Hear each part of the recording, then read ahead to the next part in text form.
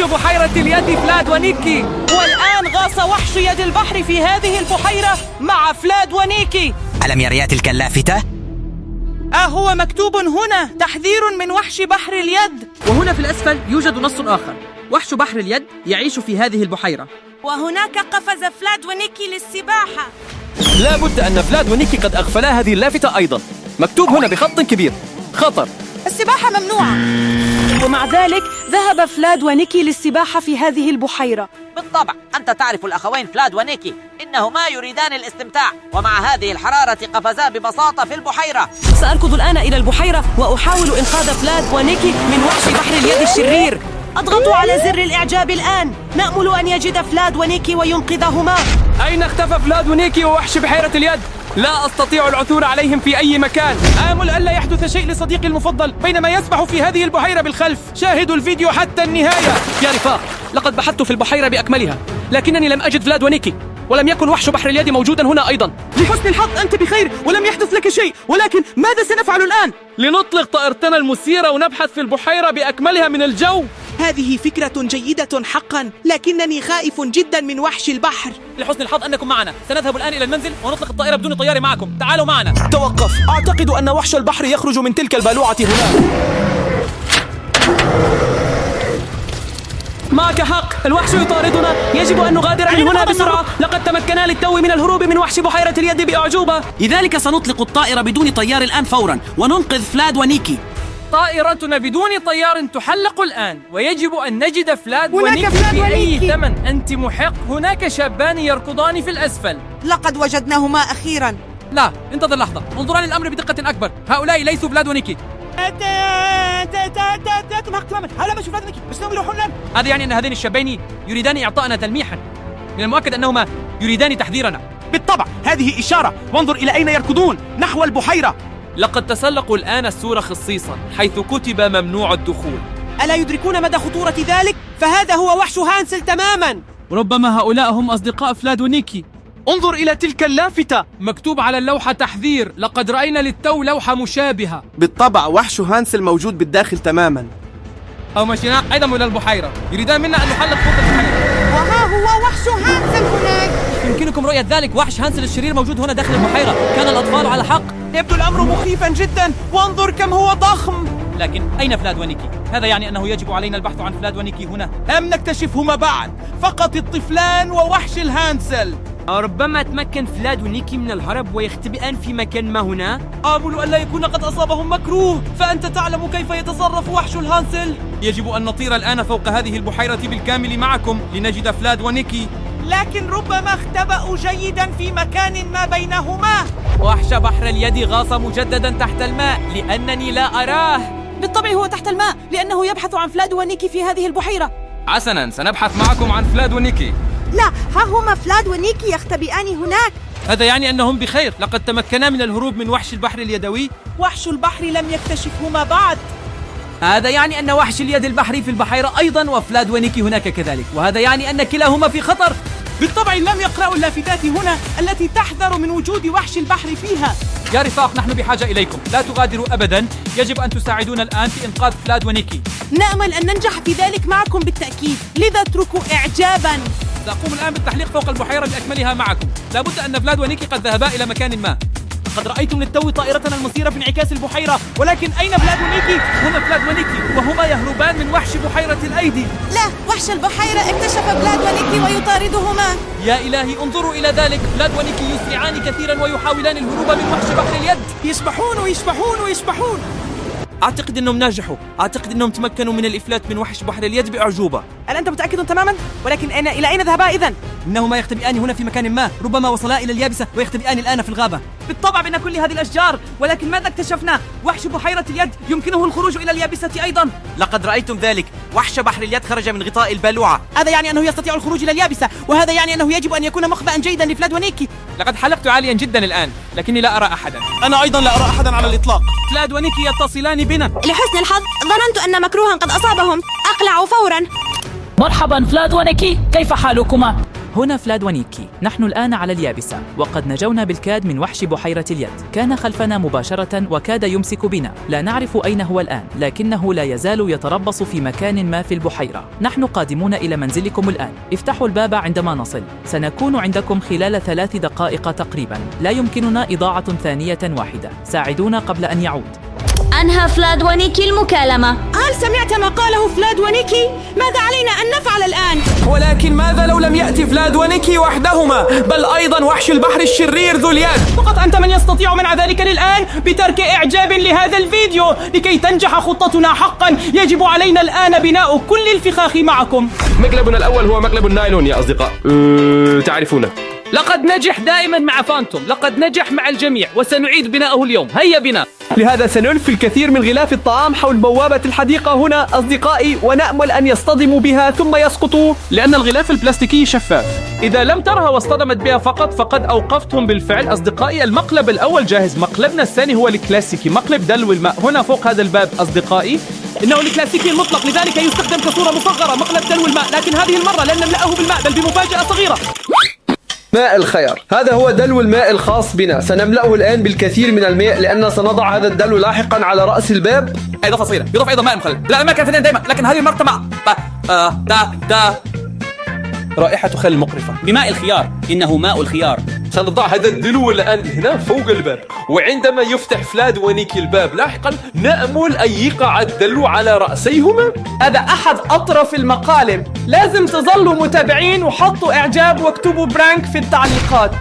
إذا فتحت الباب الآن يا فيليكسي سيتبللون تماما. الآن ينقصنا فقط كاميرا الجو برو التي تصور كل شيء. سنضع الكاميرا هنا الآن. هنا تقف الجو برو بنظرة مثالية على الباب، وإذا دخلوا نأمل أن يتبللوا. أنا سعيد جدا. لننتقل إلى المقلب التالي. فخنا الثالث بعد مقلب دلو الماء هو سلك التعثر هذا. افعلها يا فيليكسي، هيا. إذا مررت من هنا ولمست سلك التعثر سينطلق مدفع قصاصات ورقية هذا وستصاب بالكامل. فلاد ونيكي مليان بالكونفيتي. هذا ما تريدون جميعا رؤيته. إذا ضعوا إعجابا جميعا لهذه المصيدة الرائعة. هذا المقلب جنون. التالي. هنا لدينا الآن الكثير من المفرقعات، تبدو وكأنها حلويات، لكنها تفرقع كما يوحي اسمها. اسمعوا يا أصدقاء.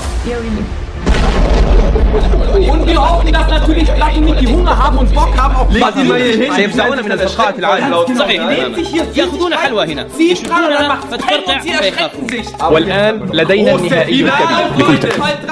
مقلبنا الثالث إنهم يريدون هذه الحقيبة بشدة، وعندما يمرون بكل المقالب وين عندنا عرض ألعاب نارية صغير يا أصدقائي. ذلك عندنا فتيل تسحب فور لايف مقرنا الرئيسي في الأسفل في مركز القيادة. تمام، الحقيبة جاهزة. نسحب الحبل. الآن نسحب الحبل.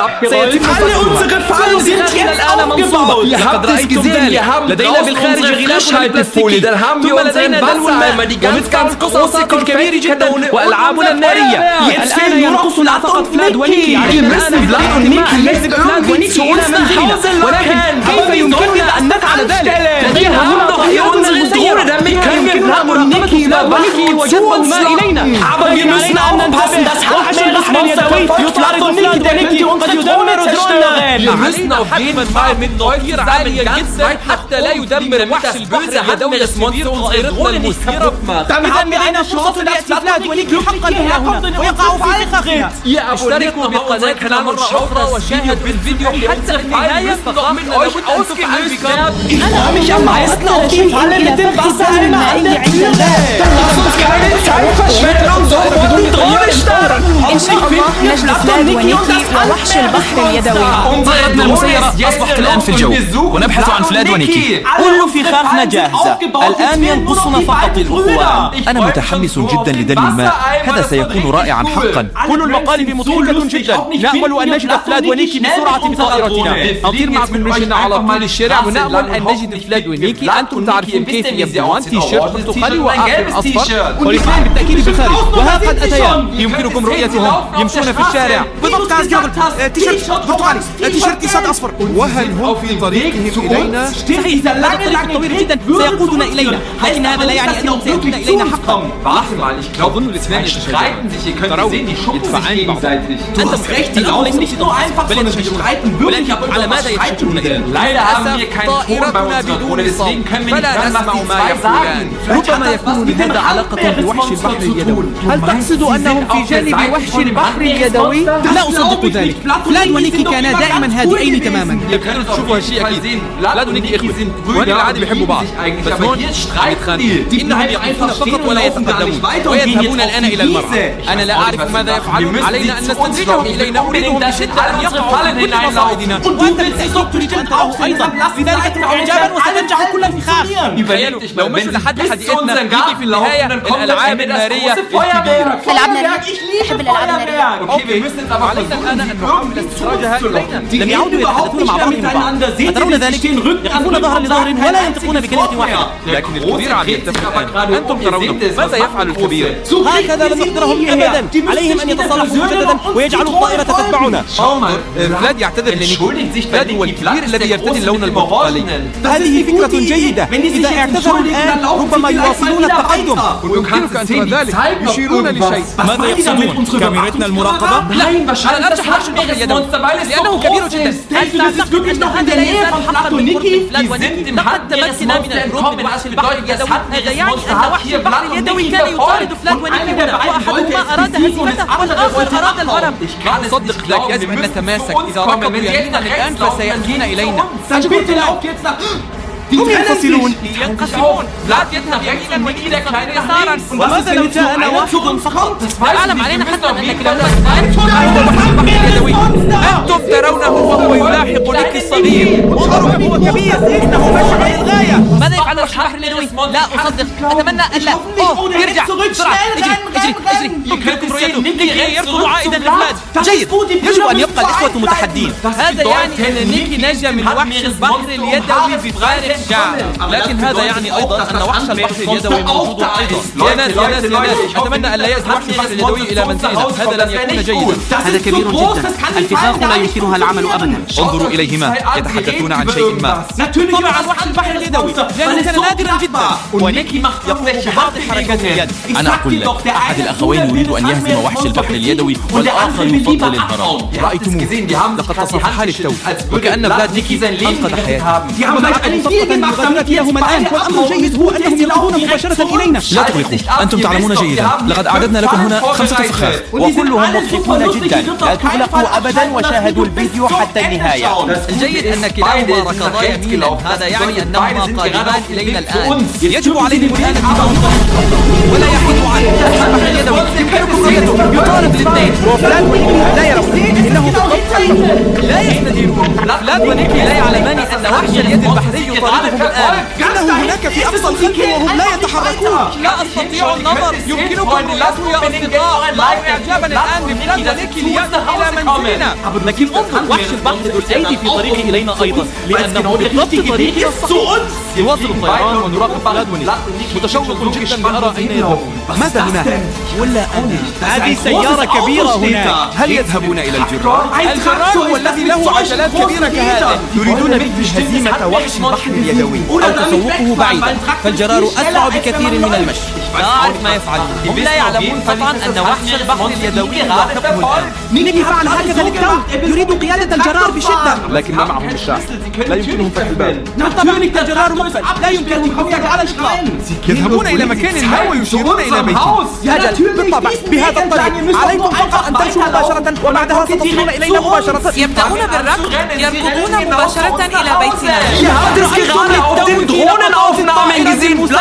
فلاد ونيكي كانا مطاردين من وحش البحر اليدوي، وهما يركضان الآن إلى منزلنا. هذا يعني أننا نستطيع تفعيل الشحاح بالبيت.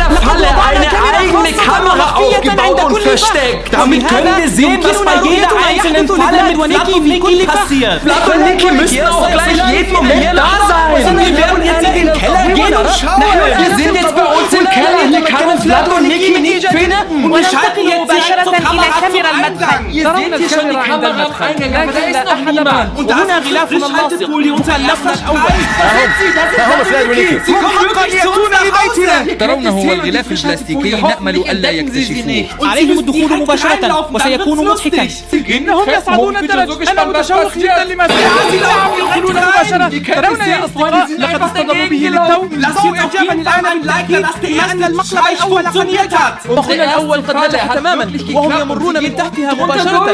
بالطبع عليهم المرور من تحت لأن غلاف الطعام موجود في الأعلى. وماذا يفعل فلاد العظيم؟ إنه يذهب بالطبع تحتها أيضا. لكن هل تعلم ما الذي سيحدث بعد غلاف الطعام البلاستيكي؟ يجب عليهم أن يأتوا إلى الباب. وعلى الباب وضعنا الدلو الممتلئ بالماء. أتساءل من سيدخل أولا. ترون دلو الماء في الأعلى. أصبح مبللا بالكامل. انظروا إلى الحركة البطيئة. ما أروع هذا. نيكي الصغير أصبح الآن مبللا تماما. نعم إنه مبلل وعليه العودة معنا للمنزل الآن. أهو شكل عطر لا تبتعدوا. أنا متشوق جدا لامتشاف شكل عطر. الآن سيأتي ما يعطلهم. لكنهم بدأوا بالوضع شيئا فشيئا. لقد جعلناهم ينفعلون ويغضبون. إنهم يحطمون الدلو فقط لأنك مبلل ليس لنا ذنب في ذلك. إنهم مصممون على التوغل أكثر في منزلنا. سلك التعثر. انظر إنهم يمشون بحذر شديد كأنهم يعلمون أن سلك التعثر سيأتي الآن. لقد نجح الأمر. لقد سمعتموه. هل رأيتم كنز الكنافيتي؟ مدفع الكنافيتي انطلق وهنا ترونه مجددا كمنظوره في لقطة بطيئة رائعة جدا. لقد نجح تماما. ألم نقل لكم لقد ركبنا كاميرات في كل مكان حتى لا يفوتكم أي شيء. والأروع أن كل مصيدة نجحت حتى الآن. لهذا كلكم اعملوا لايك. هذا الرجال الاشتراك بقناتنا على كل هذا الجهد الذي بذلناه لأجلكم أيها المتابعون. انتبه سيتحركون الآن. لقد دمرتم فرق قاذفة قصاصاتنا بالكامل. هذا أمر جيد جدا لأنها نجحت حقا. الآن أنا متشوق حقا. ماذا سيجري أيضا؟ تعلمون ما سيأتي الآن؟ المفرقعات على كراسينا. سيكتشفوها. إذا فتحوها الآن سيظنون أنها شيء لتنكس لكنها ليست كذلك. واو سمعتم هذا يا جماعة؟ لقد سمع حتى عبر سقف القبر. لذلك يسجدني لأنه كان صاخبا جدا. لقد أحدثت دويا هائلا. إنهم فوقنا الآن لكن أتعلم ماذا سيحدث عندما يخرجون الحديقة؟ علينا أن نشعل الفتيل. نعم لأن بالطبع سيأتي العرض الناري الكبير. هيا نشعل الفتيل. بدأنا الفتيل من الحقيبة في الحديقة بالأعلى حتى القبور. لكن أنا عايز دائما لأن فلاد ونيكي الآن فوقنا تماما. هل أنت مستعد؟ بهذا نطلق المفرقعات. معنا بكل تأكيد لا على وجه أن يبدأ حقا الآن.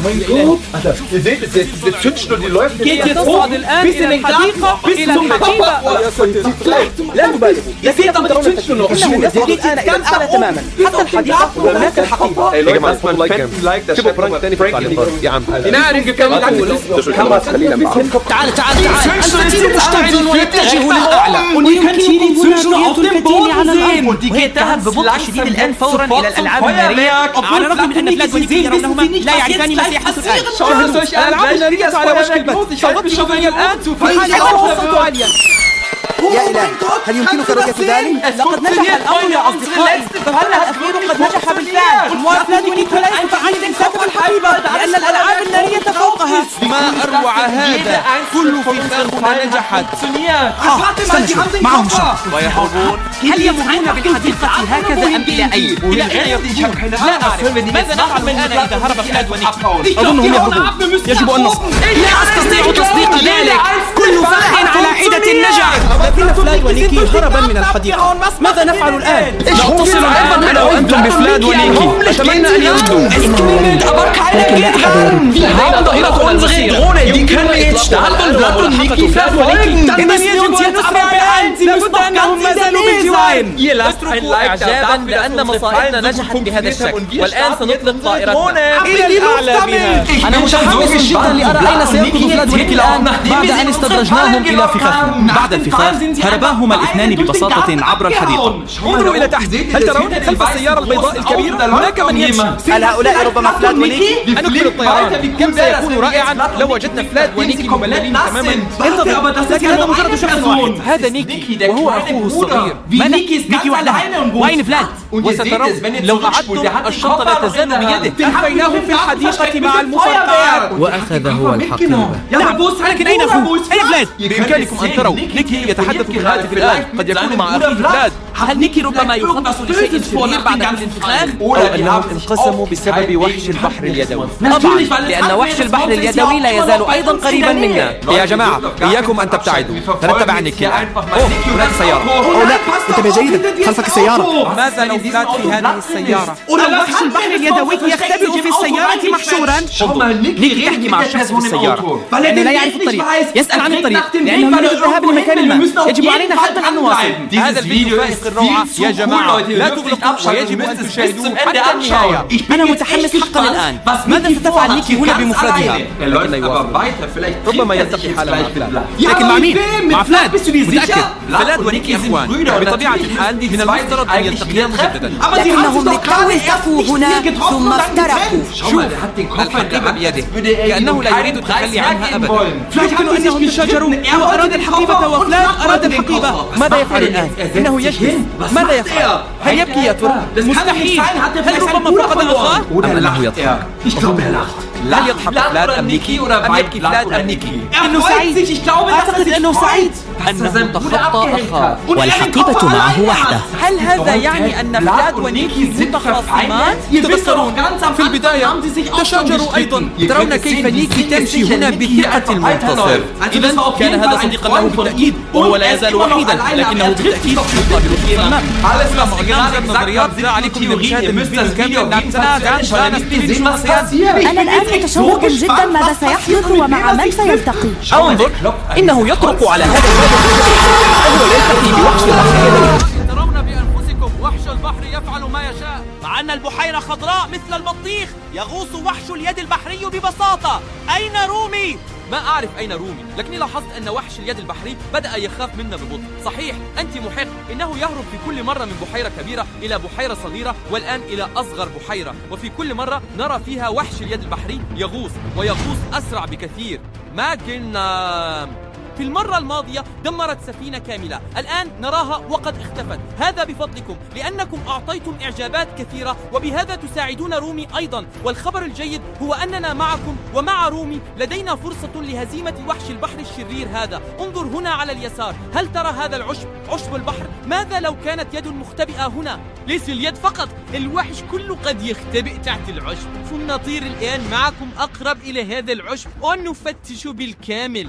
لكن احذر، يجب أن تتأكد ألا تدخل طائرتنا المسيرة هناك. سأحرص حقا، فهذه طائرتنا المسيرة الوحيدة. إذا تحطمت فلن يكون لدينا طائرة مسيرة بديلة. إن لمست الطائرة المسيرة الماء انتهى كل شيء، ولن نستطيع مساعدة رومي، وعلينا مساعدتها حتما. علينا أن ننجح معا هنا في الخارج. علينا هزيمة وحش اليد البحري الشرير هذا. انظروا، لكنني لا أرى شيئا. هل ترون شيئا؟ ها هي اليد، ها هي اليد، ترونها؟ اليد تبرز من العشب من الماء. لقد كنت على حق، وحش اليد البحري يختبئ تحت العشب، لكنه غاص مجددا. ماذا سنفعل باليد الآن؟ الماء أصبح أصفر ببطء، إنه يتغير لونه أكثر فأكثر. أو ربما وحش البحر ينتظر مهاجمتنا، لذلك أفضل التحليق عاليا بطائرتنا المسيرة بدلا من الانخفاض كثيرا. حسنا يسعد ديكلان، ونلقي نظرة على البحيرة بأكملها ونرى اليد في البحيرة. ما أعرف أين ذهبت، أنا أيضا لا أعرف. هل ترون وحش اليد البحري؟ لكن ما ألاحظه هذه المرة هو أن رومي ليست عند البحيرة على الإطلاق. لقد التقينا برومي عند كل بحيرة. لم نجد رومي عند البحيرة فقط. معك حق تماما، سأطير إلى آخر البحيرة، ربما يختبئ رومي على اليابسة. أو أن وحش البحيرة كان فخا، لكننا نقترب بالدرون من النهر. انظروا، يا مقعد وحيد على ضفة البحيرة. سايسيبوز، هذا يدعو للجلوس عليه. ترون الآن لون البحيرة أيضا، هذا عام 7 سمن فقط. البحيرة خضراء سامة حقا، بس هناك يسكن وحش البحيرة اليدوي. لقد أطلق وهي تقاتل لكنها تخسر. لماذا تخسر الآن؟ إنها تخسر أمام وحوش بحرية بأياد، وكنت أظن دائما أن رومي هي الأقوى في العالم. ترون يا أصدقاء، طائرتنا تسقط. لا، هذا مستحيل. رومي، سننقذك. يجب أن نذهب لرومي وننقذها فورا.